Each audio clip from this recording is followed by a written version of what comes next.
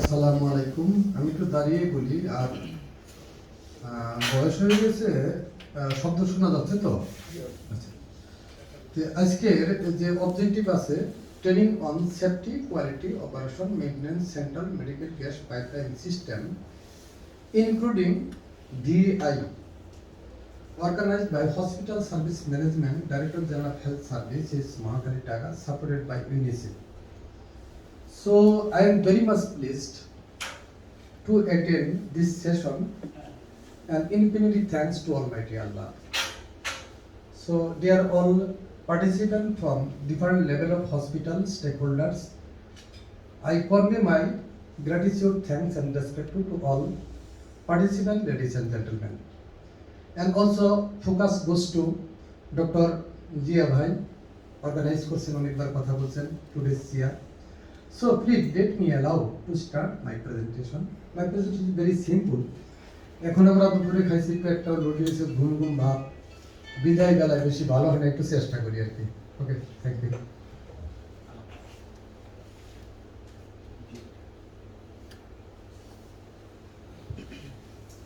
আমি আমার সবার সাথে পরিচয় আছে, একটু পরিচয় দিয়ে নেই। আমি মেডিকেলে পড়ার জন্য ভর্তি ছিলাম, ভাবছিলাম যে মেডিকেল পড়বো, কিন্তু পরবর্তীতে পড়া হয় না।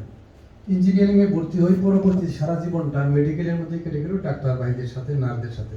সুতরাং আমার বিহেভিয়ার অনেক সময় বনের বাঘও কিন্তু ছাগলের সাথে থাকতে থাকতে এরা হয়ে যায়। আমি এটা বলতেছি না, আমি বলছি অলদো আমি যদিও একটা ডাক্তার ইঞ্জিনিয়ার, কিন্তু আমার বিহেভিয়ার করে ডাক্তার, আমার ধরে মার দিলেও কিছু বলবো না, বকা দিলেও কিছু বলবো না, এই সেন্সটুকু আমার মধ্যে চলে আসছে। তো আমি ব্যাচেলর অফ ইঞ্জিনিয়ারিং করছি 89, এবং 90-তে আমি এনআইসিবিটিতে জয়েন করি। সেখানে ওপেন হার্ট সার্জারি, বাইপাস সার্জারির সাথে রিলেটেড যত যন্ত্রপাতি আছে, তা professor SR Khan, Nabi Alam sir, Jafar sir, brigadier Malik sir, তারপরে আমানুল্লাহ স্যার, মুমিনুজ্জামান, সবার সাথে আমি একটা অপারেটর ছিলাম সিম্পলি। তারপরে এটা করতে করতে কোন ফাঁকে আমার এমএস হয়ে গেছে, ডক্টরেট হয়েছে, পোস্ট গ্রাজুয়েট হয়ে গেছে, এমবি হয়েছে, আমি নিজেও জানি না আর কি। তো এই আমার পরিচয়। আর আজকে আমার টপিকটা ছিল bioclinical engineering leadership approach to ensure quality oxygen therapy for the patient. আমার মনে হয় আরেকটা ক্লাস আছে মেইনটেনেন্স, তাই আমি একটু ভাগ করে দিয়েছি। তো আমি ব্যক্তিগত জীবনে আমার বয়স 57 ক্রস করতেছে, ওয়াইফ একজন, ছেলে একজন, মেয়ে একজন, বাড়িও একটা আছে, গুনে আরেকটা গায়ে, সব ওয়ান। So thanks. তো be safe, maintain social distance, wash hands and time carefully. আমি যদি নেক্সট স্লাইডে যাই, আমি কি দেখবো এটা আপনারা আমার চেয়ে ভালো করে জানেন, কিন্তু তারপরও আমি আপনাদের কাছ থেকে কিছু শিখে নিব। Training is nothing, only share the knowledge. তো আমরা অক্সিজেন যখন ব্যবহার করি, তার মধ্যে নিউমোনিয়া এন্ড সাইল ওয়ার্ডস, আমি হয়তো অনেক ইংরেজি ডাক্তারি উচ্চারণ করতে কষ্ট হয়, এই জন্য আমি ডাক্তারি বিদ্যা বাড়তেছিলাম। ডাক্তারি প্রথম পড়ার পরে যে ভাই আসলে হয়েছে কি, যে কঠিন উচ্চারণ আমি খুব ভয় পেয়ে গেছিলাম। তারপরে respiratory distress, hypoxaemia, ICU, CCU emergency ward, apnoea and so on, surgical care and anesthesia. এটা আমাদের focal point. Now covid give us focal attention. Patients who are unable to take breath normally. Simple কথা, যে সমস্ত patient পরিষ্কার অর্থে normally atmospheric pressure থেকে বাতাস নিতে পারবে না, অক্সিজেন নিতে পারবে না, তার জন্য হলো oxygen therapy. Global engineering and medical doctors address this. Oxygen is not gas, it is indispensable medicine. So medicine যদি হয়, তাহলে FDA সার্টিফিকেট থাকবে। মেডিসিনের তো একটা কোয়ালিটি আছে, তাহলে প্রোডাক্টের একটা কোয়ালিটি আছে, ইউজের একটা কোয়ালিটি আছে, প্রেসক্রিপশনের একটা কোয়ালিটি আছে, কোন রোগীকে কোন মেডিসিন দেবে কোন সময়, এটা আপনারা ভালো বুঝবেন। ঠিক তেমনি আমরা মেডিকেল অক্সিজেন থেরাপিকে এটা থেরাপিউটিক্যাল যন্ত্র হিসেবে ট্রিট করলে ডেলিভারি হচ্ছে medicine. And what is the definition of the medicine? Medicine is the external substance which actively or passively applied to the patient. Objective to cure. এখন ড্রাগ থেরাপি একটা আছে, আবার মেডিসিনের ব্রড লাইন। আমি যখন PhD করি, এখন মনে করেন আমি কোনো মতেই একটা মেয়ের জন্য বাঁচতেছি না, ওই মেয়েকে না দিলে আমি বাঁচবে না, তাহলে আমার ওয়াইফ কিন্তু আমার জন্য মেডিসিন। আবার অনেক গাছের ভেষজ পাতা খাইয়ে ভালো হয়, এটা একটা মেডিসিন। অনেকে যারা ফুল দিলে হয় মেডিসিন। অর্থাৎ এনি হাউ অ্যাবনর্মাল থেকে নর্মাল কন্ডিশন নেওয়ার জন্য যত প্রক্রিয়া প্রয়োগ করা হোক না কেন, এটি হলো গ্লোবাল সায়েন্টিফিক ওয়েতে মেডিসিন। মেডিসিন মধ্যে ড্রাগ থাকতে পারে, প্যারাসিটামল থাকতে, সাবালেক্সিন থাকতে পারে, এজিথ্রোমাইসিন থাকতে পারে, আবার কারো বউ থাকতে পারে, কারো বউ বিধেয় হতে পারে, কারো সন্তান ছাড়া সেও এগুলো, এই গ্যাপটা যে মিনিমাইজেশন, এর নাম হলো মেডিসিন থেরাপি। আজকের আলোচনা হলো আমাদের অক্সিজেন মেডিসিন। তাহলে আমি এই জায়গায় বলছি এই জিনিসটা, বায়োক্রিটিক্যাল ইঞ্জিনিয়ারিং মেথোডোলজি, আমরা যে চিন্তাটা অবজেক্টিভটা থাকে, আমরা প্রথমে যে কোনো কাজ করার জন্য, আমি যদি মনে করি কোনো একটা কাজ করি, মাথায় চিন্তা আসে প্ল্যানিং এন্ড অ্যাসেসমেন্ট। আজকে আমি একটা ক্লাস নিতে আসছি, আপনারাও আসছেন, আপনি একটা প্ল্যান তৈরি করছেন, কিভাবে আসবেন, কিভাবে যাবেন, কিভাবে খাবেন, কিভাবে থাকবেন, কে খাওয়াবে, কে টাকা দিবে, কোথায় যায় বলবো, দিস ইজ কল প্ল্যানিং। আর অ্যাসেসমেন্ট শব্দের অর্থ হলো ইভ্যালুয়েশন, আমি যে এই চ্যালেঞ্জগুলো ওভারকাম করব। অ্যাসেসমেন্ট শব্দের অর্থ হলো আমার যাতায়াতের রাস্তা কেন হবে। তাই যখন মেডিকেল গ্যাস পাইপলাইন করতে হয়, তখন আমাদের একটা প্ল্যানিং করতে হয়। গ্লোবাল স্ট্যান্ডার্ড হলো যতটা বেড ততটা অক্সিজেন টার্মিনাল মাস। এরপরে আসেন সবাই অক্সিজেন পাবে, সিসিইউ থাকতে পারে, আইসিইউ, তারপরে operation theatre, anaesthesia department, cardiac department, এই ফ্যাসিলিটিস ডিপার্টমেন্টের উপরে টার্মিনাল আরো বাড়বে। এক্সাম্পল 100 বেডের একটা 1000 বেডের একটা হাসপাতাল যদি থাকে, it is very much mandatory to deliver every terminal of the patient. কারণ হসপিটালের ডেফিনেশন হলো অক্সিজেন থেরাপি। কারণ সাধারণত মানুষ হাসপাতালে যাওয়ার পর ইনজিউর্ড হয়, অ্যাক্সিডেন্ট হয়, শ্বাসকষ্ট হয়, অ্যাজমাটিক থাকে, প্রথম শতটাই থাকে ইমার্জেন্সি পেশেন্ট, যেটা ইনপেশেন্ট, তাদের কম আর বেশি তাদের মেডিসিন লাগে। আর কোভিডে তো একই প্রবলেম হচ্ছে, আমরা দেখতে পাচ্ছি। তাহলে আমাদের প্ল্যানিং আর অ্যাসেসমেন্ট যদি ঠিকমতো না হয়, তাহলে আমরা কিন্তু ঘুরে বসতে পারবো না। এখন কতটা টার্মিনাল লাগবে, কতটা আইসিইউ আছে, কতটা সিসিইউ আছে, এই প্ল্যানিংটা আমাদের মাথায় রাখতে হবে। বাজেট এন্ড ফাইন্যান্সিং, আমাকে ধরতে হবে একটা টার্মিনালের খরচ কত, এই দিয়ে আমি মাল্টিপ্লাই করব, টোটাল খরচটা বেরিয়ে যাবে। টেকনোলজি অ্যাসেসমেন্ট সিলেকশন, এখন আমেরিকায় যে টেকনোলজিটা ইউজ হবে সেটা বাংলাদেশে নাও হতে পারে, কারণ Bangladesh is a tropical country, moister country. ওই ম্যাটেরিয়ালসটা ওখানে যদি অ্যাডাপ্ট হবে, আমাদের দেশে অ্যাডাপ্ট নাও হতে পারে।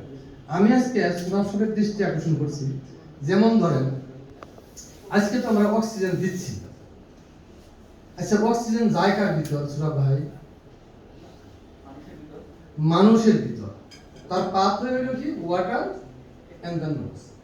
এখন আমাদের 37 ডিগ্রি সেন্টিগ্রেড তাপমাত্রায় দিতে হবে, এটা আমরা জানি। আজকে পানির তাপমাত্রা ঈশ্বর দিতে কত আছে? না, শীতকালে পানির তাপমাত্রা কত আছে? 12 ডিগ্রি সেলসিয়াস। কারণ 12 ডিগ্রি সেলসিয়াসে ডাক্তার ভাইরা ভালো বুঝতে পারে, এই 12 ডিগ্রি সেলসিয়াস যখন আমার এই ময়সার পানিটা আমার নাকের মধ্যে ঢুকবে, আমার লাং কি ভালো থাকবে না খারাপ থাকবে? তাহলে আমরা বুঝতে পারছি সেফটি কোন জায়গায়, টেকনোলজি কোন জায়গায়। তাহলে আমাদের এর থেকে পরিত্রাণ পাওয়ার উপায় হলো those are oxygen there is HBS system. কম বড় গায়ে দিবে না, কিছুই দিবে না। তাহলে সে জায়গায় আমাদের কি করতে হবে, যে হিট ভেন্টিলেশন এয়ার কন্ডিশন, এটাও হিট ভেন্টিলেশন এয়ার কন্ডিশন, অর্থাৎ গরমকালে একটা কনস্ট্যান্ট টেম্পারেচার, ঠান্ডাতে একটা কনস্ট্যান্ট টেম্পারেচার। তার মানে it is very necessary to introduce HVACS system for the safety use of oxygen. এখন সোনা পাইতে অক্সিজেন সাপ্লাই দিয়ে ফেলছি, আমরা অক্সিজেন ব্যবহার করতেছি। হয় কোল্ড সিজনে আমি যে পানি ব্যবহার করতেছি, মিনারেল ওয়াটার দিয়ে, টিউবওয়েল ওয়াটার দিয়ে, তার টেম্পারেচার 12। এখন 12 থেকে আমার জীবনে 1 লক্ষ পেশেন্টের ডাটা নিয়েছি, তাদের অক্সিজেন দেওয়ার কোনো অবস্থা খারাপ হয়ে যায়। তাহলে এই জায়গায় আমাদের একটু চিন্তা করতে হবে। এটা যদিও আমাদের প্রজেক্ট না, কিন্তু আমাদের একটু অ্যাওয়ারনেস হতে হবে। প্রকিউরমেন্ট এন্ড লজিস্টিক, এটা একটা সেল। ইনস্টলেশন এন্ড কমিশন, যে আমার ইনস্টলেশন কমিশন হলো, তখনই আমার দরকার পড়ে গেল কি ট্রেনিং এন্ড স্কিল ডেভেলপমেন্ট। আমার যে টেকনোলজি আছে, আমি তার সাথে যদি ক্যাপচার করতে না পারি, তার সাথে যদি অ্যাডাপ্ট করতে না পারি, তার সাথে মিলে মিশে যদি আমি না বুঝি, তাহলে আমার সেফটি হবে না। অপারেশন এন্ড সেফটি, এই যে অপারেশন এবং সেফটি এনশিওর করতে হবে, তারও স্কিল ডেভেলপ করতে হবে। মেইনটেনেন্স এন্ড রিপেয়ার, এটা প্রিভেন্টিভ মেইনটেনেন্স, আমি মেইনটেনেন্সে পরে বলবো। আর তার লাইফ টাইম যখন শেষ হয়ে গেল যে কোনো একটা জিনিসের, ক্যান্সেলেশন এন্ড ডিসপোজাল, এই সাইকেলটা আমাকে মেইনটেইন যদি করি, তাহলে আমাদের ইঞ্জিনিয়ারিং অ্যাড্রেস হবে আর আউটকাম ভালো আসবে। Biocritical management system, equipment acquisition, equipment planning করলাম, প্ল্যানিং করে আমার তো গ্রহণ করতে হবে।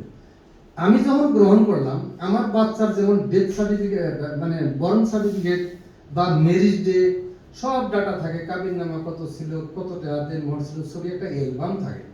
যে আমার হসপিটালে যখন প্ল্যান বসলো, প্ল্যানের কয়টা সকেট আসলো, কয়টা সুইচ আসলো, কয়টা বাল্ব আসলো, কয়টা আমার সাকশন আসলো, এটা একটা কম্পিউটারে ইনভেন্টরি ম্যানেজমেন্ট ডকুমেন্ট করে যদি আমি অ্যাসেট ম্যানেজমেন্টটা করতে পারি, আমার ইনভেস্টমেন্ট কত হচ্ছে এই জিনিসটা আমার কম্পিউটারে করতে হবে। এরপরে আমরা যে স্টেজে যাচ্ছি, ইনকামিং ইনস্পেকশন অ্যাকসেপ্টেন্স। এখন সোরা ভাই অবশ্যই একটা বড় ট্যাঙ্ক বসাই দিছে, পাইপ দিছে, সব দিছে, কিন্তু এটা আসার জন্য কোনো জায়গায় ড্যামেজ হতে পারে, পাইপ চিকন হয়ে যেতে পারে, কোনো জায়গায় পাইপ ফাটল ধরতে পারে। তাহলে একটা রেগুলেটরি বডিতে ড্যামেজ যাতে না হয় এবং তার কার্যকারিতা পরীক্ষা করতে। Training to skill develop. এরপরে আমি যে জিনিসটা বারবার করে ব্যবহার করতেছি, পারফরম্যান্স ইভ্যালুয়েশন টেস্ট। এখন আমি একটা চাকরি করি, অবশ্যই আমার এসসিআর লেখা হয়। আসলে আমার পারফরম্যান্স ভালো না হলে আমার চাকরি থেকে বিদায় করে দিবে। একটা গাড়ির পারফরম্যান্স যদি ভালো না হয়, ওই গাড়িটা আবার মেইনটেনেন্সে যাবে। তাহলে মেইনটেনেন্স কখন করতে হবে? পারফরম্যান্স টেস্ট, অর্থাৎ আউটকাম কেমন আসছে, ডেলিভারি কেমন আসতেছে। যেমন আমি একটু হাসির কথা বলি, আমার ওয়াইফ এবং ডায়াবেটিক, পারফরম্যান্স খুব ভালো না, তাই বলে তুমি বাদ দিতে পারতেছি না, মেইনটেনেন্স করতেছি, ডাক্তার ভাইদের কাছে প্রতিনিয়ত যাচ্ছে। This is the maintenance. Preventive maintenance, যেটা দুর্ঘটনা ঘটার আগে আমার এটা করতে হবে। তাহলে প্রিভেন্টিভ মেইনটেনেন্স কি? যেমন আমি মনে করি প্রিভেন্টিভ মেইনটেনেন্স, আমার ওয়াইফ আমার জন্য অ্যানয়েড হয়ে যেতে পারে, তাহলে আমার শ্বশুর আসছে, আমি যদি ছোট মাছ কিনে আমার হয়ে যাবে ব্রেকডাউন, তার আগে আমি একটু বল মাছ কিনে ওইটাকে ম্যানেজ করবো। তার মানে যে কোনো একটা যন্ত্র ঝাড়ু দেওয়া, ক্লিন করা, পরিষ্কার করা, আগেই লক্ষ্যবিধি রক্ষা করা, আমার ছেলেটা খারাপ হতে যাবে, আমার মেয়েটা খারাপ হতে যাবে, তার জন্য স্ট্যান্ডার্ড প্যারামিটার আছে, আমি এগুলো অ্যাপ্লাই করব। যেমন প্রতিদিন অক্সিজেনের প্রেশার কত আছে, পানিটা ভালো না মন্দ, পানিটার তাপমাত্রা কত আছে, আর রোগীকে যে অক্সিজেন দেওয়া হলো মাস্কের কন্টামিনেশন আছে কিনা, আবার মাস্কটা যে দেওয়া হলো তার লিক আছে কিনা, পাইপটা দেওয়া আছে এটা বাঁকা হয়ে যাচ্ছে কিনা, আবার কিছু কিছু যন্ত্রের মধ্যে ব্যাটারি আছে তার লাইফ শেষ হয়ে যাচ্ছে, এরকম যদি হয় তাহলে ইনজিউর্ড এবং আননেসেসারি ডেথ করবে। Preventive maintenance ensure safety and calibration. এখন সেফটি এন্ড ক্যালিব্রেশন শব্দের অর্থ কি? আমি যদি ক্যালিব্রেট না করি, যে জায়গায় একটা গাড়িকে ব্রেক কষার দরকার, দুই হাত পরে যায় যদি ব্রেক হয় তাহলে অ্যাক্সিডেন্ট হয়ে যায়। এখন ক্যালিব্রেশন শব্দের অর্থ হলো জিরো টলারেন্স। জিরো টলারেন্স শব্দের অর্থ হলো, আমরাও কিন্তু ক্যালিব্রেট করে থাকি। আমি একটু হাসি হাসি বলি, আমাদের যখন বিয়ে শাদী হয়, একটা মেয়ে আর দুই চারটা ছেলে কিংবা একটা ছেলে দুই চারটা মেয়েকে ফল কন্ডিশনে যেতেই পারে, তখন ফাদার মাদার মিলে মেইনটেনেন্স করে তাকে মোটিভেশন থেরাপি দিয়ে তাকে ক্যালিব্রেশন করে একটা অ্যালাইনমেন্টে নিয়ে আসে যে সাবধান, যে ছেলে দিয়ে বিয়ে কথা হয়েছে ও ছাড়া আর সব ভুলে যাও। তাহলে ক্যালিব্রেশন শব্দের অর্থ হলো বাগুন মাপার পাল্লা আছে না, এখন আমি যদি ব্যালেন্স করে রাখি তাহলে মেজারমেন্টটা ঠিক হবে। এই পাশে আর এই পাশে, আমি এখন এই পাশে একটা পাতিল দিলাম আর বেগুন মেপে দিলাম, তাহলে কিন্তু মাপাটার পরিমাণ ঠিক হবে না।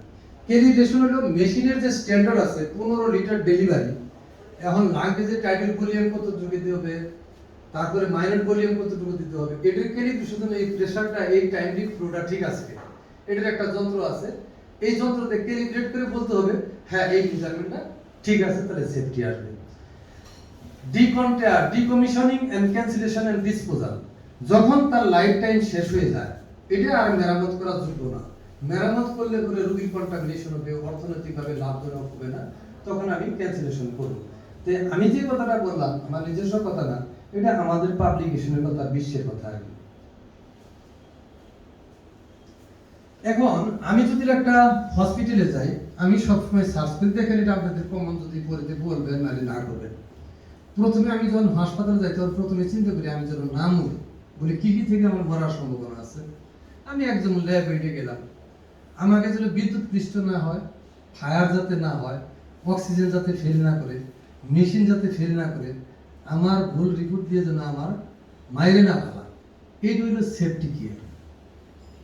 আমি প্রথমে কিন্তু হাসপাতাল যাই এই চিন্তাটাই করি, আমার আলট্রাসোনোগ্রামটা তো ঠিক হবে, আমার রক্ত পরীক্ষা তো ঠিক হবে, আমার পেশেন্টকে আইসিইউতে দেওয়া হয়েছে, অক্সিজেন কি ঠিক আছে, অক্সিজেনের কোয়ালিটি কি ঠিক আছে, আইসিইউ ভেন্টিলেটর কি ঠিক আছে, ঠিক মতো কি চালানো হচ্ছে, এগুলো প্রশ্ন আমার জাগে।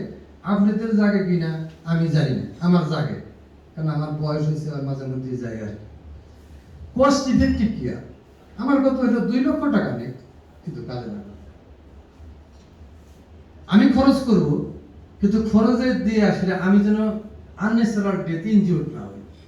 ইফিশিয়েন্ট কেয়ার মানে আমার জন্য টাইম বাঁচে। আর টাইমলি কেয়ার হলো অ্যাক্সেস টু কেয়ার। আমি হাসপাতালের জন্য টাইমলি ঢুকতে পারি। আমার এই টেস্ট মেট হাবিজাবি করতে করতে করতে করতে মেশিন খারাপ করে এই সময় আমার জন্য বেশি সময় লাগবে। তারপরে ইকুইটেবল কেয়ার শব্দের অর্থ হলো সারা বিশ্বে স্বাস্থ্য এখন 1 নম্বরে আসছে। মানুষ বলে অন্য বছর, কিন্তু আমি পিএইচডি করে বুঝছি স্বাস্থ্য আগে। জন্মগত একটা বর্ন বেবি, তার স্বাস্থ্য নাই, তার কিছুই দরকার নেই। আমার যদি সুস্বাস্থ্য থাকে, সে আই এম ডগ। এখন আমার ফুড আইসে যাবে, আমি একটু সব বইলাম, কাপড় পরবো। এখন কাপড় পরছি, আমার ঘরের মধ্যে থাকা লাগবে। এখন ঘরের মধ্যে থাকবো, সব কিছুই করবো। এখন আমার একটু চালানোর জন্য হিসেব পাতি শিখে, তারপরে এডুকেশন। তার মানে বিদ্যা না থাকলেও চলে, কিন্তু ফার্স্ট হলো স্বাস্থ্য সকল সুখের মূল। Patient centred care, equitable care মানে আমি যেমন চিকিৎসা পাচ্ছি, মন্ত্রী মহোদয় যেন তাই পায়, রিক্সাওয়ালার জন্য একই কেয়ার পায়। এটা আমাদের অবিলম্ব থাকতে হবে। আর পেশেন্ট সেন্টার্ড কেয়ার, আমি যখন হাসপাতালে যাই, আমাকে যেন আনওয়াইজ আইসিইউতে ঢুকায় না দেয়। আমার কিছু রুগী এবার আইসিইউতে ঢুকাইতেছিল, তাদের আইসিইউ দরকার নেই, ঢিলো হয়ে গেছে 18 বার, ভিতরে ঢুকাই দিয়ে কিছু অক্সিজেন দিচ্ছি। তাহলে এর থেকে পরিত্রাণ পাওয়া, অর্থাৎ পেশেন্টের যা প্রয়োজন তার বাইরে যেন ইনভেস্টিগেশন, তার বাইরে যেন কোনো কিছু না দেয়, এটা হলো পেশেন্টের যা প্রয়োজন। ইকুয়ালিটি এবং clinical engineering health care slogan হলো আমি সেফটি চাই, টাইমলি চাই, কস্ট চাই, কোয়ালিটি চাই, বাট হোয়ার ইজ পার্সোনাল। তাহলে আমাদের গ্যাপ হলো আমি সবই চাচ্ছি, সেফটি চাই মেশিন থেকে, টাইমলি কেয়ারও চাচ্ছি, কষ্ট চাচ্ছি, কোয়ালিটিও চাচ্ছি। এখন কোনো কারণে সুরাব ভাই আমাকে নিয়ে এনআইসিইউ যে কোনো জায়গায় ভর্তি করাইলো, হঠাৎ করে দিল ট্যাঙ্কির মধ্যে গ্যাস নাই, আমার সেফটি থাকলো নাই, টাইমলি কেয়ার পেলাম নাই, সিলিন্ডার আছে, কস্ট খরচ করলাম তাও কাজে লাগলো না, কোয়ালিটির তো শব্দই নেই। সমস্যা হয়েছে কি পার্সোনাল ছিল না। তাহলে অ্যাপ্রোপ্রিয়েট রাইট প্লেস যদি করা হয়, তাহলে এই চারটে সাইকেল আসবে। নেক্সট আমরা যদি যাই, বেশি সময় দেব না, আমাদেরও ঘুমে ধরছে। এখন গোল এন্ড আউটকাম অবজেক্টিভ, এই যে তো আমাদের অবস্থা সুরাব ভাই, বাস্তবে যদি দেখি তাহলে we view the hospital, then we can understand safety, quality, timely, cost, personal. এখন এই জায়গায় অনেক রোগী শুয়ে আছে, এখানে অক্সিজেন, আমার আউটলেট আছে, ইনলেট আছে, পাইপ আছে। এর মধ্যে যদি আমি সেফটি নির্ধারণ করতে চাই, তাহলে আমার অ্যালার্ম জানতে হবে, অক্সিজেনের প্রেশার জানতে হবে, এবং অক্সিজেন যে বের হচ্ছে ওয়াটার, সেই ওয়াটারের তাপমাত্রা জানতে হবে, ভ্যাপার কি পরিমাণ হচ্ছে সেটা জানতে হবে, অক্সিজেনের কোয়ালিটি আসলে কি 90% কিনা শুরু থেকে শেষ পর্যন্ত দেখতে হবে।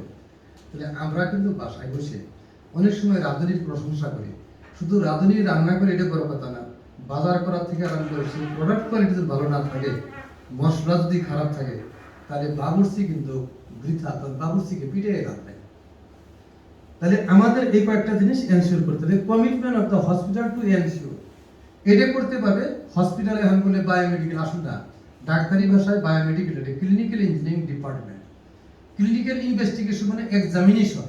এই ইঞ্জিনিয়াররা প্রতিদিন যন্ত্রগুলো এক্সামিনেশন করে করে করে করে প্রিসিশন দিয়ে ক্যালিব্রেশন করে স্যারদের হাতে তুলে দিবে, sir please use, it is safe from all sorts of problem. Next, আমার ক্লাস সময় খারাপ লাগতেছে নাকি? আচ্ছা,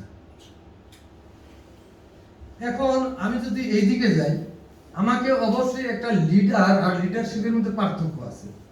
যেমন আমি একটা কোন দলের লিডার হইলাম, কিন্তু লিডার একজন এমপিও হয়, আবার ম্যারাডোনা হয়, পার্থক্য কি?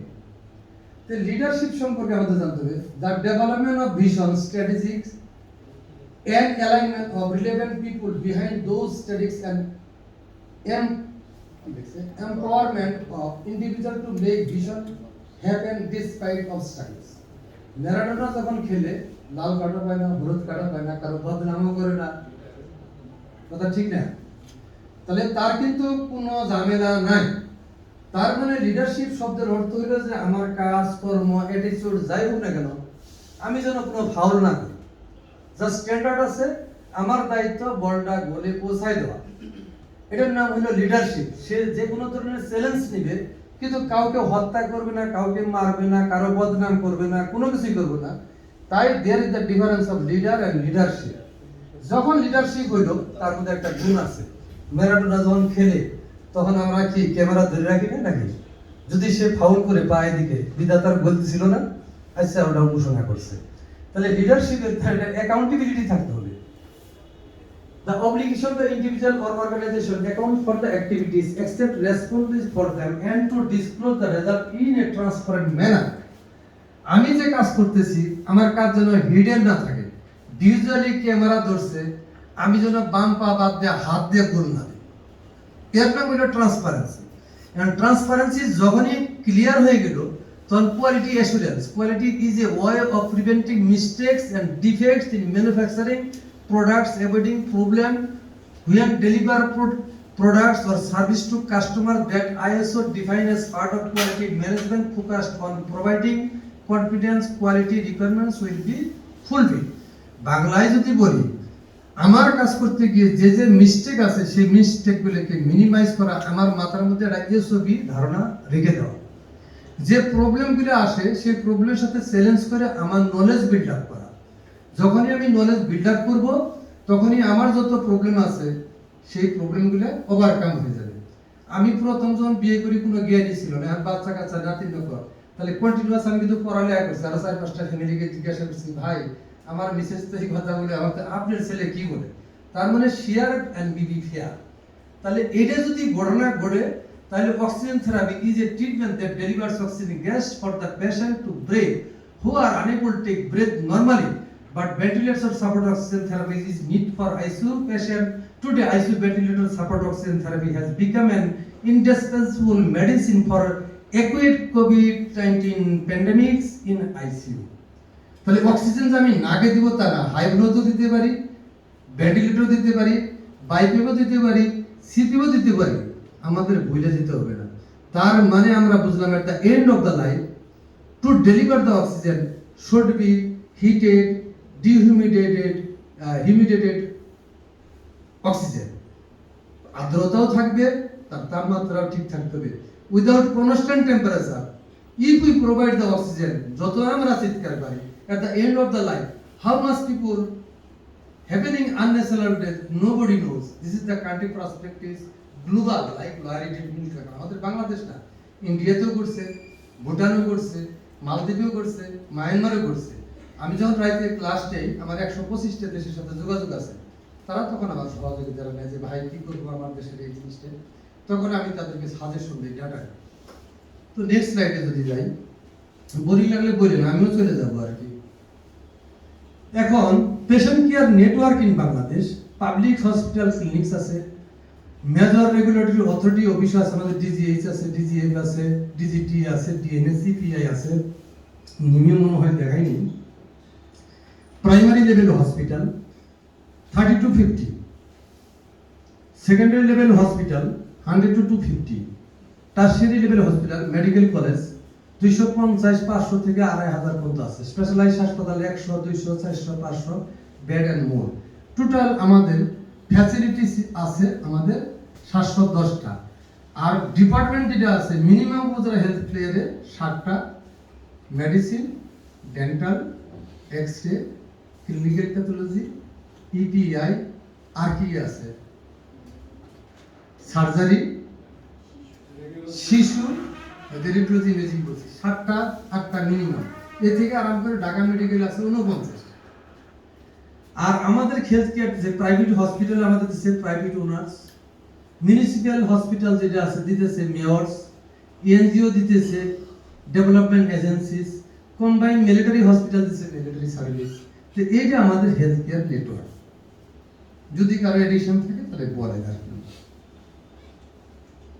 এখন oxygen therapy supply system in Bangladesh hospital, আমাদের ভিআই আছে ব্যাকমে, যে আমি যে জিনিসটা দিছি আর কি, এটা হলো VI system, the vacuum insulated evaporated VI tank and back ensured portable large cylinder.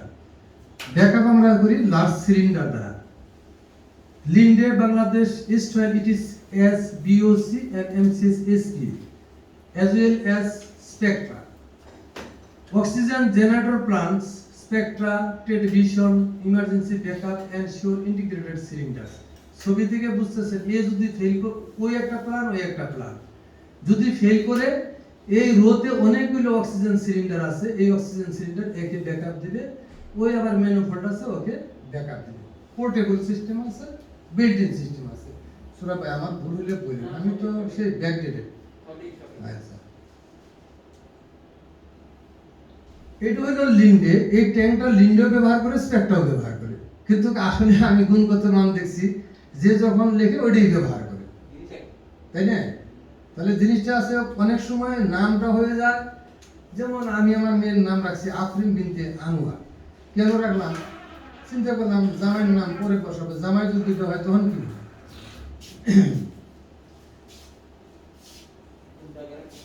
In hospital এটা হলো ইভাপোরেটর সিম্পল এই ট্যাঙ্কের মধ্যে লিকুইড আছে এটার মধ্যে লিকুইড এখন লিকুইডকে বাষ্প করতে গেলে কি করতে হবে গরম করতে হবে তার নিশ্চয় এটা নেগেটিভ টেম্পারেচার আছে এটা পজিটিভ টেম্পারেচার তাহলে ইভাপোরেটরের কাজ হলো যে to receive the liquid and deliver the vapour তো ইভাপোরেটরের কাজ হলো ভ্যাপরাইজেশন তাহলে প্রথমে এটা অটোমেটেড এন্ড ভ্যাপরাইজেশন মিক্সিং এটা করে দিবে এই ইভাপোরেটরটাই হলো পাম্প এখন আমি যদি ইয়ের মুখ থেকে আর কি কুয়ার মুখ থেকে পানি তুলতে চাই যেমন মোটর লাগে এই লিকুইড অক্সিজেনকে গ্যাস বানাতে গেলে এই ইভাপোরেটর লাগে আপনারা দেখবেন এর মধ্যে অনেক সময় বরফ জমে থাকে ছোড়া ভাই আমি বলছি আরজি বিদেশ তো অনেক আগে গেছে আমি সেদিন রিসার্চ করলাম আমরা যেমন এই পানি দিয়ে ধুই তা না ওর উপর একটা সেন্সর আছে বরফ জমার সাথে সাথে অটোমেটিক্যালি বৃষ্টির নামে পানিটা গলে যাবে এই জিনিসটা আপনি করে দিবেন আর যদি মনে করেন যে না আমার দিয়ে সেন্সর বানাই নিবেন আমি বানাই দিব টাকা নেব মানে এই যে হাসপাতালে বরফ জমে আছে এখানে যখন বরফ জমে থাকে তো অক্সিজেনের প্রেসার কিন্তু কমে যায় এবং আপনিও আমার সাথে একমত এই যত ট্যাঙ্কি আছে আপনি ট্যাঙ্কি বারবার ফিল আপ করেন ইভাপোরেটরের সাইজটা বড় করে দিলে পরে প্রেসার ড্রপ হয় তাহলে মূল কথা হলো এটাই হলো পাম্প এই পাম্পে যদি বরফ দেখেন দয়া করে তাৎক্ষণিক পানি মারবেন কিন্তু পানি মারার লোক নাই ওয়ার্ড বয় তো সে নাই তাহলে আপনাদের ফোকাস হলো দৈনিক যে এসে দেখবেন যে ইভাপোরেটরে বরফ আছে কিনা যদি বরফ জমে যায় বেশি তাহলে নিয়ম হলে ঝর্ণা একটা কল ছাড়ে দিলে করে পানিটা পরে পরে বরফটা যাবে ফলে বেশি বেশি অক্সিজেন পাবেন প্রেসারটা পাবেন ভুল বললাম না তো ওরাইতে ঘুমাই পড়ছি তো আচ্ছা এখন যদি এই সিস্টেমে আসি এটা আমি আবার লিন্ডে দিব আবার স্পেকট্রা দিব দুইজনে গন্ডগোল বাদ যে কমন একটা সিলিন্ডার দিছি দেওয়ার পরে দেখেন ইভাপোরেটরের পাইপ দিয়ে যে জায়গায় যে বেড যে ভাবে এসে লাগছে এটা আগামী কাল বলবো আচ্ছা তো ডিটেইলস বলবো না কার ক্লাস ঠিক আছে এরপরে অ্যালার্ম সিস্টেম আর available to detect the lower gas pressure এখন সবসময় কিন্তু ব্যাকআপ থাকা ভালো যেমন আমাদের বাংলাদেশে না সারা বিশ্বে মানে টেকনোলজি ডিজাস্টার ঘটতে পারে কমিউনিকেশন এনভায়রনমেন্ট ডিজাস্টার এখন আমার এখানে অক্সিজেন সিলিন্ডার আছে ডিআই-10 আছে কোনো কারণে রাতে গাড়ি আসতে পারলো না অনেক সময় শেরে বাংলা নগরের রাস্তা ভেঙে যায় চাকা টায়ার নষ্ট হয়ে গেছে তো এই সময়টুকুর মধ্যে ওই সিলিন্ডার দিয়ে সুরাপায়ের লাইন দিয়ে দিছে যদি এটা বন্ধ থাকে আপাতত 7-8 ঘন্টা ওই ব্যাকআপের জন্য চলে বাসাতে আমাদের জেনারেটর আছে এখন হয়তো বিদ্যুতের অবস্থা ভালো হচ্ছে আগে আমরা আইপিএস ব্যবহার করতাম ইউপিএস ব্যবহার করতাম আবার বাসা বাড়িতে ওয়াইফের পরিবর্তে কাজের ভুয়া ব্যবহার করে ওটা একটা ব্যাকআপ কিন্তু এটা সার্ভিস ব্যাকআপ অন্য ব্যাকআপ না আচ্ছা থ্যাংক ইউ নেক্সট এটা ইমার্জেন্সি ব্যাকআপ আমি দেখাইলাম এখন যদি আসি causes for patient injury unnatural death related to medical device মানে অক্সিজেন অপারেটর এরর থাকে যখন এই রেগুলেটর ঘুরায় না তখন আমি দেখছি এরকম ঘুরায় মাথা উল্টা করে দিয়ে রাখে আবার এটা চাপ দিতে গিয়ে নিচের এই গ্লাসটা ফাটাই ফেলে কন্টামিনেটেড ইকুইপমেন্ট এখন অক্সিজেন আমার মা মুখে দিছে, এটার ডিসপোজেবলটা ব্যবহার না করে রিউজেবলটা স্টেরিলাইজ করে আমার মুখে দিছে। এখন আপনারা ভালো বুঝেন কমিউনিকেবল ডিজিজ আছে, একটা নন কমিউনিকেবল ডিজিজ আছে, ভাইরাস ব্যাকটেরিয়া সবই জানেন।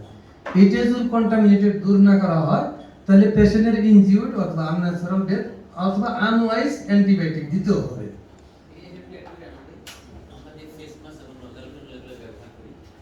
Single patient use, single use না করুন। সিঙ্গেল পেশেন্ট মানে এক পেশেন্ট আপনি বারবার ধরেন, এক পেশেন্ট আর থ্যাংক ইউ। তারপরে আমাদের যে জিনিস আছে এই কন্ট্রোলগুলো কিছু সফটওয়্যার হয়, সফটওয়্যার এরর থাকার কারণে অপারেটর কিন্তু ওই যে সুরা বাইকে রাতে ডাইকে বসে নিজেই চাইবে সফটওয়্যার এরর করে। আরেকটা জিনিস আছে পাওয়ার ফেলিউর, সেন্সর ফেলিউর। এই যে আমাদের আইসিইউ ভেন্টিলেটর আছে না, ব্যাটারি ফেলিউর হয়ে গেল, পাওয়ার ফেল হয়ে সেন্সর ফেলিউরের জন্য রোগী মারা যায়। ইকুইপমেন্ট এনক্লোজার কারেন্ট মানে যে ইকুইপমেন্ট আইসিইউ ভেন্টিলেটর ব্যবহার করতে ওর বডি কারেন্ট হচ্ছে, ওর সাথে হাত দিয়ে কিন্তু মানুষ মারা যায়। লিকেজ কারেন্ট, এই তার নেগেট করে দিয়ে দেয় পুরো পাড়াতে মানুষ মারা যায়, আগে আল্লাহর নালার লাইনে গেছে।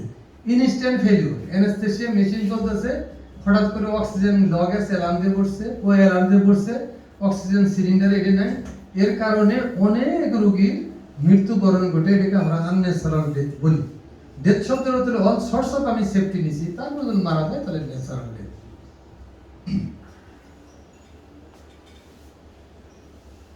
এখন আমাদের যে এই ঘটনাগুলো ঘটে আমরা সুপ্ত অবস্থায় থাকি কিন্তু বুঝি না।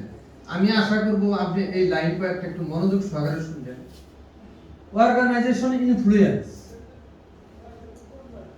due to absence of defense engineering department. Very simple. আমাদের নার্স আছে, আমাদের ডাক্তার সাহেব আছে, ওয়ার্ড বয় আছে, বড় সাহেব ছোট সাহেব সবই আছে, সুইপার নার্স সবই আছে, কিন্তু একটা ইঞ্জিনিয়ারের বাদ দিলে তো সমস্যা হতো না। সে যদি থাকতো কিছু পরামর্শ দিত, মেশিনটি ইনভেন্টরি করতো, কখন মাল ডেলিভারি হয়, কখন কোনটা নষ্ট হয় পরামর্শ দিত, এই টিমটা চালাতো।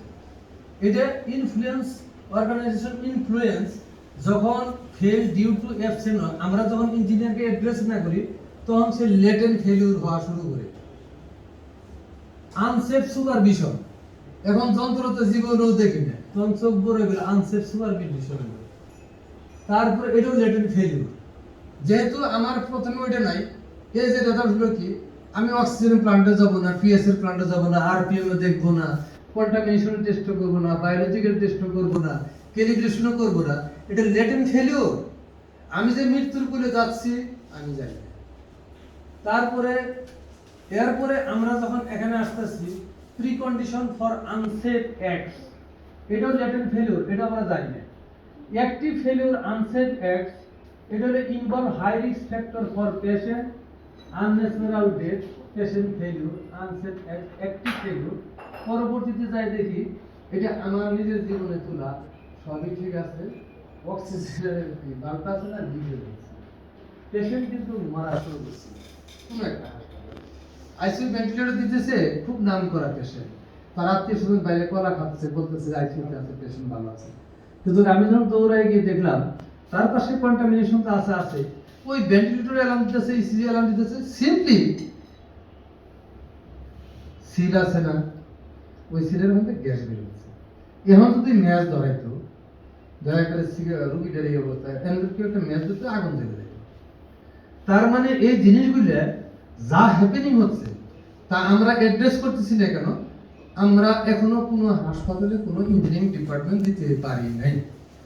It is quite impossible to deliver service to any hospital from Nimu to there. তাহলে আমাদের মধ্যে কথা হলো ব্রেকডাউন মেইনটেনেন্স। ব্রেকডাউন মেইনটেনেন্স তো চাই না। সম্পর্ক ভেঙে গেছে তো সালসি করা ভালো নাকি প্রথম তর্ক বাচ্চা তো অনেক ভালো। সূরা ভাই কি বলেন? তাহলে it is quite impossible. Nurse is there, doctor is there, accounts is there, director is there, machine is there, no engineer is here. তাহলে আমরা যত যাই করি না কেন কোনো দিনই কোয়াইট ইম্পসিবল সলিউশন করা। 701টা হাসপাতালে আছে, এই 701টা আমি হিসেব করে দেখছি, একটা করে ইঞ্জিনিয়ার দিলে করে সে যদি শিক্ষিত হয় সে যদি পড়ে সে তো কিছু একটা করবে, তাহলে ওই হসপিটালটা ভালো থাকবে। এবার আপনাদের একটু ব্রেনস্টর্মিং। এখন মনে করেন হাসপাতাল উইথ মি আর উইদাউট মি কতটুকু পার্থক্য হবে? কোনো তফাৎ কি বোঝা যায়? আমার প্রশ্নটা বুঝছেন আপনারা? একটা হাসপাতালে ইঞ্জিনিয়ার আছে আর একটা হাসপাতালে ইঞ্জিনিয়ার নাই। সুরাব ভাই, আপনি কোন হাসপাতালে যাবেন? যেখানে ইঞ্জিনিয়ার আছে, আমার তো ইঞ্জিনিয়ার তো সেজন্য পছন্দ করি, বাট একটা রিলেভেন্ট ইয়েতে আপনাদেরকে বলি, এটা একদিন হয়তো আপনারা পলিসি মেকিং এ যাবেন, তখন এই জিনিসগুলো আপনারা অ্যাড্রেস করবেন। বলার উদ্দেশ্য হচ্ছে ওইটা, এখন আপনার হসপিটালে ইঞ্জিনিয়ারের পজিশন নাই, আপনি একদিন হয়তো ডিসিশন মেকার হবেন, বা আপনাদের যারা হায়ার হবে তার কেস সিলেক্ট করবেন। যেমন আপনারা বিভিন্ন প্রাইভেট হসপিটালে দেখেন, অ্যাপোলো, স্কোয়ার, তাদের এক একটা মেইনটেনেন্স ডিপার্টমেন্টে 10-12 জন করে করতে হয়। তারা কিন্তু স্মুথ সার্ভিস দিচ্ছে, বাট একজন আইসিটির পক্ষে পুরো হসপিটাল দেখা যার ফলশ্রুতিতে দেখেন আপনারা কিন্তু ভালো কাজ করেন। আমি ওই দিন দুটোকে সাক্ষাৎকার দিয়ে আসলাম, দুটোকে প্রদান করছি। আপনাদের টাকা দিতেছে, বাজেট দিতেছে, কিনতেছেন, করতেছেন, পিপিআর দর নাই, মেশিন নাম্বার নাই, হয়তো ভুলে সিগনেচার করে ফেলছেন, শেষে আর পেনশন পায় না। আমি দুটোকে বুঝে আসছি যে এই কাজটা আপনাদের ঠিক না। টাকা চাপাই দেবো, মিনিস্ট্রি ট্রেনিং নাই, কোনো রিসোর্স নাই, যন্ত্র বুঝবে না, তাহলে এখানে লোক দিলে তো দুদকের আর ভাব নাই। আমি বলে দিচ্ছি ক্লিয়ার। তো এখন যদি আমি পরের স্লাইডে আসি, যেহেতু আজকে বেশ শেষ, TPC paramedical to PCTMS test ACC exit, who will ensure it, manual existence, manual আছে কিনা, ইলেকট্রিক্যাল সেফটি আছে কিনা, কমপ্লায়েন্স উইথ দ্য স্পেসিফিকেশন আছে কিনা, ইকুইপমেন্ট অ্যাকুইজিশন আছে কিনা, ইনস্টলেশন কমিশনিং ঠিক আছে কিনা, কম্পিউটার ইনভেন্টরি ঠিক আছে কিনা, রেজিস্ট্রেশন ক্যাটালগ এবং private service system and determine PM interval ঠিক আছে কিনা, স্কিল স্টাফ সিডি এবং এইচডি এই ডিপার্টমেন্ট আছে কিনা, তারপরে ডিসকার্ড আছে কিনা, কম্প্রিহেনসিভ মেইনটেনেন্স আছে কিনা, প্রিভেন্টিভ মেইনটেনেন্স আছে কিনা, তারপরে কন্টিনিউয়াস মনিটরিং আছে কিনা, ইলেকট্রিক্যাল সেফটি আছে কিনা, ক্যালিব্রেশন এন্ড স্ট্যান্ডার্ডাইজেশন আছে কিনা, সেফ ফাংশনাল টেস্ট আছে কিনা। এখন এই যদি আমি দিতে চাই তাহলে সাইটটা দাঁড়াবে incoming inspection expectation test, performance evaluation test, in service education and training আমরা আজকে কোর্স শুরু করছি, maintenance management, safe interface to create awareness. মাঝখানে চেকটা করলে প্রশ্ন হুইল এনশিওর ইট। আমি প্রশ্ন করলাম অডিয়েন্স কাছে, এই কাজগুলো যে চিন্তা করবে কে করবে? Is nurse, is doctor, is ward boy? Nobody. তাহলে is MD, is MT, is nurse? Answer no. But who? Engineering team. Who is engineering team? Is mechanical engineer? No. Is electrical engineer? No. Computer science engineer? Is no.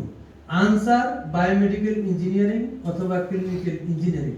Some difference between have C. Very simple. যারা আপনাদের সাথে তাল মিলিয়ে প্রাণ বন্ধ করে কাদা লাগিয়ে বমি সরে ডাক্তারি অ্যাটিটিউড দিয়ে যে ইঞ্জিনিয়ার হবে সেই ইঞ্জিনিয়ার আপনার দরকার। এখন আমি আইসিইউতে কাজ করছি, প্রথম নবী আলম স্যারের কাছে ভর্তি হয়েছি, আমি গেছি ওপেন হার্ট সার্জারি করছি, আমি তো অজ্ঞান ছিল, লাথি মেরে আমার সোজা হয়ে গেছে। এমন লাথি খাইছি জীবনে এই চাকরিটা করতে গিয়ে আর বলার মতো নেই, ট্রেনিং করতে গিয়ে। কারণ আমি তো ডাক্তার না, সাহস নাই। ফরেনসিক ডিপার্টমেন্টে যেতে হবে, মর্গে কাজ করতে হবে।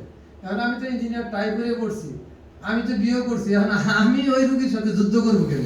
তো ইট শুড বি যে ইঞ্জিনিয়ারিং একটা সিলেবাস আছে, আগে মেডিকেলে ভর্তি করে, আগে যদি ইঞ্জিনিয়ারিং ভর্তি হয় 6 মাস হাসপাতালে রাখবে। সে যদি বিচ্ছেদ করতেছে, তুমি যদি এখানে ঠিক হো তাহলে ইঞ্জিনিয়ারিং পড়তে পারবা, যে তোমার জায়গা এটা। এখন আমি বুয়েট থেকে পাস করছি, আর আমার চাকরি দিয়ে দিল নিয়মিত, আর আমার হসপিটালে আমি পালায় ঘুরবো, যে আমি তো জানি না। তার মানে কি, আমরা যারা ইঞ্জিনিয়ার আছি ইনক্লুডিং মি, আমি আমার কথাই বলতেছি। মনে করেন একজন গেছে হজে, সে হাজি সাহেব এসে নামাজ পড়বে 40 দিন, জোহরের কথা বলছে আর আসরের কথা বলছে, নামাজটা পড়াই ফেলেছে। মাগরিবের সময় জানি ইমাম সাহেবকে ডাক দিছে, বলাইছে, ইমাম সাহেব পলাইলেন কেন? সূরা তো জোরে কোয়া লাগবে। তাহলে আমরা কিন্তু আসলে জোহর আর আসর পড়াইতে পারি, যদি ফজর এশা আর মাগরিব ডাক দিতে পারে আমি কিন্তু শেষ। তো আমরা যাই করি না কেন আমাদের দোষটা স্বীকার করতে হবে।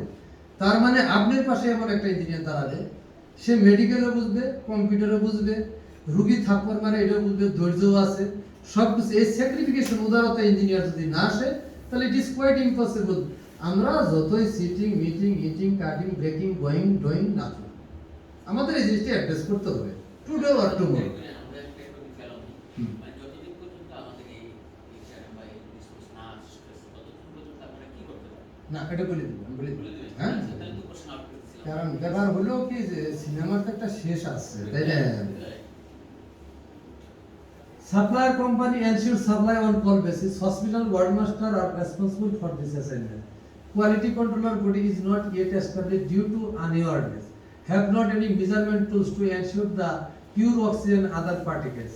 Hospital is highly dependent on the service of the company.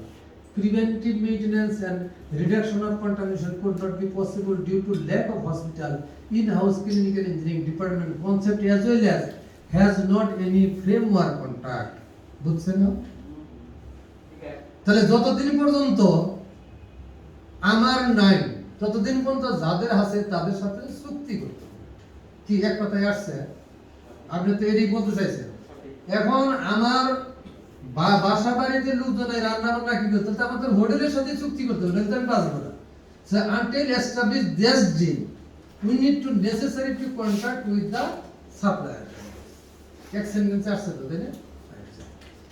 Shortage of clinical engineering technology, biomedical equipment, practitioner, chronic issue for lower middle income countries like Bangladesh. এটা আমাদের দেশে না, সারা বিশ্বে রয়েছে। তবে ইন্ডিয়া এবার 40,000 আমি ট্রেনিং করাইলাম, 40,000 ওরা অ্যাড করে দিয়েছে।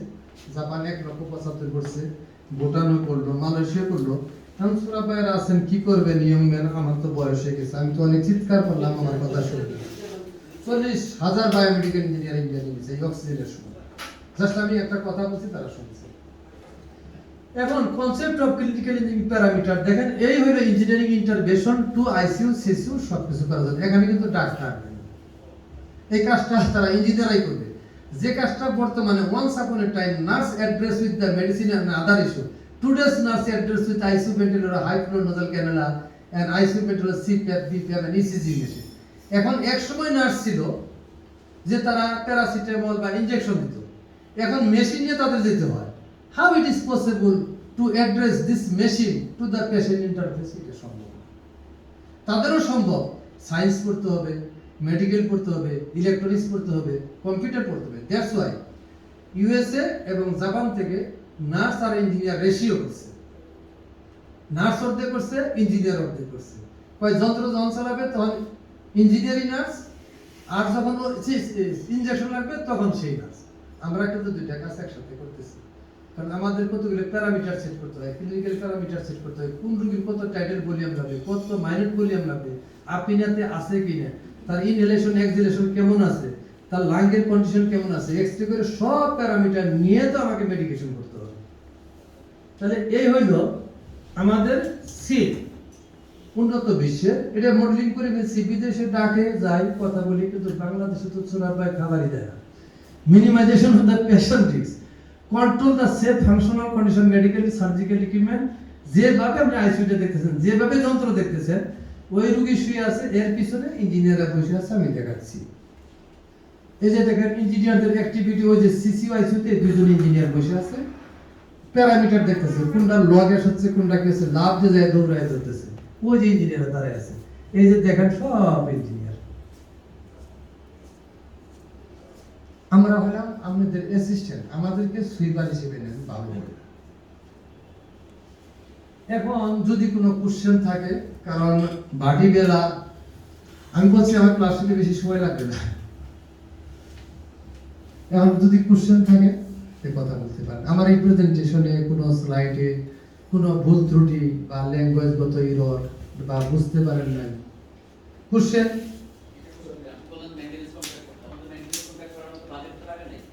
মেইনটেনেন্স কন্ট্রাক্ট করতে বাজেটের টাকা নেই। এটা তো উত্তর দিবে কোনো ডাইরেক্টর স্যার আছে? যে প্রশ্নটা আমার সাথে রিলেটেড আমি দিতে পারবো। এখন আপনি যদি বলেন যে এই বাড়ি গার্জেন কারা, যে আমি এক গ্লাস পানি, ওটা পারমিশন তো আমার নাই।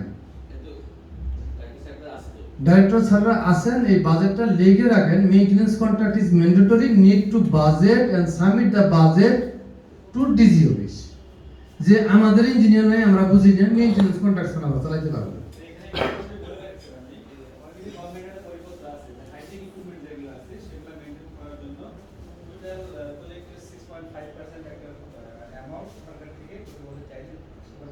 সোনা ভাই একটু নোট ডাউন করে নেই ফিডব্যাক। তার মানে it is decided and determined by the government or already defaulted that the total budget of the equipment 6%, 6.5% is a contract management. But who will do it? Analysis, assessment, 6.5% হইতে পারে, 4% হইতে পারে, 5% হইতে পারে, ম্যাক্সিমাম। এরপরে ওই কোম্পানি যে গিয়ে ওই হসপিটালে কাজটা যে করবে, তার লগ বইকে দেখবে, মেশিনটা যে ঠিকই করে গেছে, কোয়ালিটি করছে, এবং রাতের বেলায় দিনের বেলায় তাকে ডাকবে কে? সিভ। তাহলে আপনারা লেখেন বাজেট ইজ ওকে অ্যালোকেটেড, তাহলে we have driver, we have pilot, we have captain, we have ship, we have fuel, we have passenger, but ship is moving in the middle of the ship due to radar less.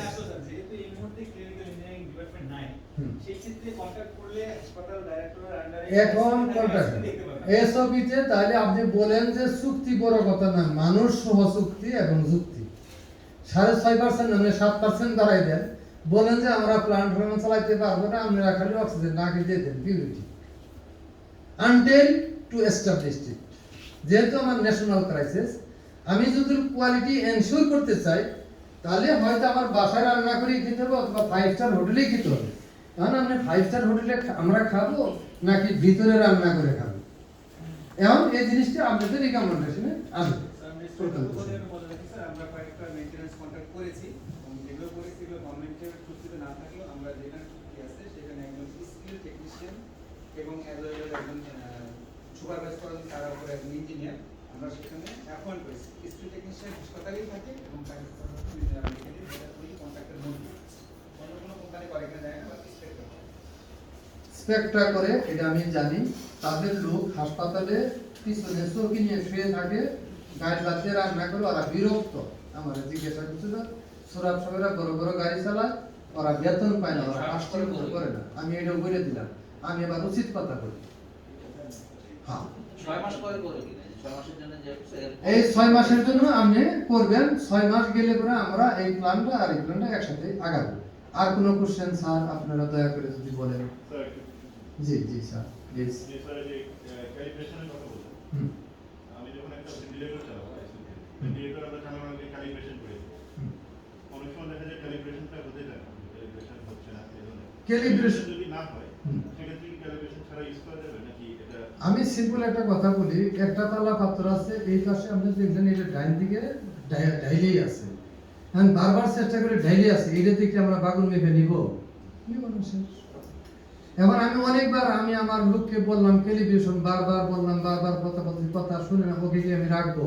আপনার কাছে শুনলাম যে ক্যালিব্রেশনটা একটা যন্ত্র দিয়ে করে। হ্যাঁ, যন্ত্র আছে।